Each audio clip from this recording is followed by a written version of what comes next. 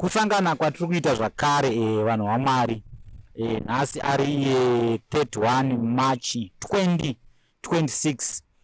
Ndangoti regai ndimhanye neupdate maererano nemwana ari panapa. Ndofunga makaona masvondo adarikayo. Tine vhidhiyo ratakaposta isusu tichiti mwana ari kutsvaga help. Saka tikurukure namama tinzwe kuti mwana ari sei uye iye iko zvinezvi zvasei. Mama, chekutanga ndakuzivisa kuti muri kubuda paTV. Ewe. Ari sei mwana? Mwana anani pane zvaanga ari pakutanga.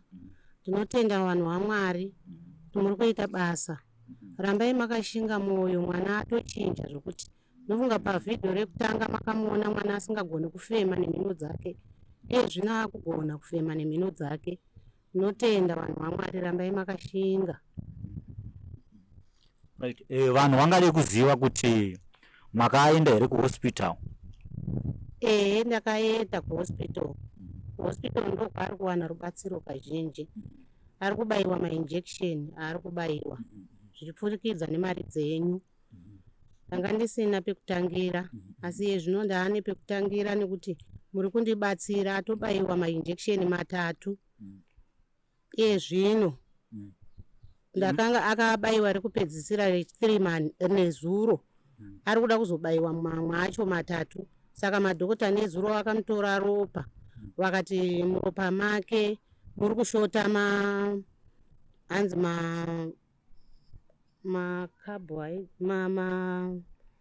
vitamin D here nemacalcium. Saka anzi ambopuwa izvozvo kwemwedzi wese, ndodzokera futi naye kuchipatara musi wa27 April.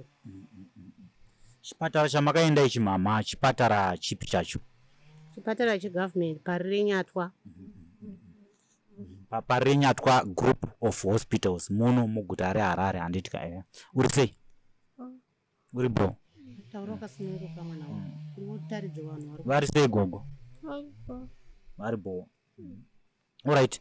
Ndofunga murungozvinzwira muri Zimbabwe. Mama vachipupura nemuromo wavo basa ramuri kubata kwavari ravari kutenda. Mashoko arikubva muromo wavo. Haasi mashoko atavaudza isi kuti aiwa izoti zvakati isu hatiite izvezvo. Munhu anotaura zviri pamwoyo pake. Zvichakadaro mama, kune vanonzi vati Mautsi vari kunze kwenyika. VaMautsi ava ndakavaziva inini kuburikidza naBishop Kelvin Nyamakanga. Ndofunga muri yeZimbabwe vazhinji munoziva Bishop Nyamakanga. Aiwa, there's no need yekuti kana kuti nditaure zvakawanda, munovaziva kuti aiwa ndo vari kupisa zvamanje manje. Handitika pamabishop ari muno muZimbabwe. Ndo vakandibata vakati vachibanda vabatwa navaMautsi, vati Mautsi vachiti varida kubatsira mwana. Ndobva ndataura navo vaMautsi. Saka naizvozvo vakatumira mari iyo inosvika iyo $800 kuti ndiite sei ndikusvitsei kwamuri mimi mugone kubatsirika nemwana. Saka mari yacho ndinoda kuti ndikutambidzei panapa.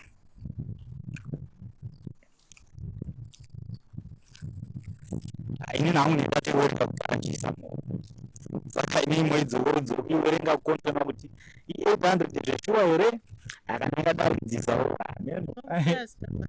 Alright. Saka mari yacho ndiyo irapo. Tinotenda munhu waMwari. Tinotenda. Aiwa alright. Meno mashoko enyu amungade kupa kupedzisira kune vese vakakutarisai. Musakanganwe zvakare kuvapa nhamba dzenyu kuitira kuti pana vamwe vanenge vachiri kuda kuunza rubatsiro nekuda kwekuti mwana haasati asvika pakupora. Wape mashoko ekupedzisira nenhamba dzenyu zvakare. Ndinongoti mwana chimiro chake machiona, haasati asvika pakupora, achikuenderera mberi nemadhokutas. Ndinenge ndichingokuupdateai vanhu vaMwari kuti zvaapapi, pari kudiwa zvakadini. Izvozvi nemari yandapiwa iyi ndinomboshandisa zviri kudiwa.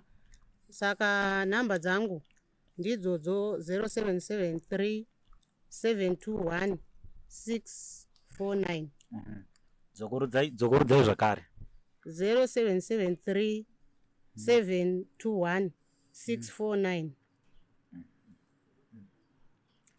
Alright, muri eZimbabwe muchidimbu ndofunga ndonyawu ngatati timhanye tikupe update. Regai nditore mukana unoyu kutenda imi vatsigiri vechibanda media vanoshare mavideos edu nekuti dzimweni dzenguva munhu anogona kunge asina mari yekudonata but anoshare video richaita kuti rionekwe nemumwe munhu ane mari obva azodonata. Handitika Bishop Nyamakanga ndinokutendai, vamautsi ndinokutendai, tonamatira kuti Mwari vazadzise zvishuwo zvenyu zvemwoyo yenyu. Handitika vana chiremba muzvipatara umu. Handitika toda kukutendai. Handitika kuhurumende toda kukutendai zvakare because ndakanzwa namama vachitaura iyo vachiti zvoni mainjections abayiwa mwana aya matatu makati haasi kuzobhadhara mari mahara. Handiti ndizvo here amene confirm kana ndogona kundikanganisa? Ndizvozvo chaizvo. Saka hurumende ikoko ndoda kukutendai kuti aiwa rambai muchirangarirawo muchitirangarira nekuti tine dzimwe hama dzedu dzingakwanisi kuita sei kubhadhara mishonga tichinge tauya kuzvipatara, asi makaratidza rudo makabaya mainjections mwana pasina muripo. Mainjections acho ainzi mari. Toda kuti vanhu vazive kuti hurumende yakabatsira zvakaita sei. Injection rimwe chete riri kuita 825 ari matatu. Alright, aiwa vachazoweka zvavo vega. Ndofunga manzwa kuti injection imwe chete rakaita 825 but hurumende yedu yakaita sei yakawanika iyo ichibata basa guru pakurapa mwana. Handitika ndofunga ndo mashoko enge ndinawo panguva inoyi. Sandakangamwo zvangu kutendo andi vangu handi ndo wakabata kamera handi murise handi handitika aiwa Mwari vakuropafadzei vari kundotisarai zvakanaka.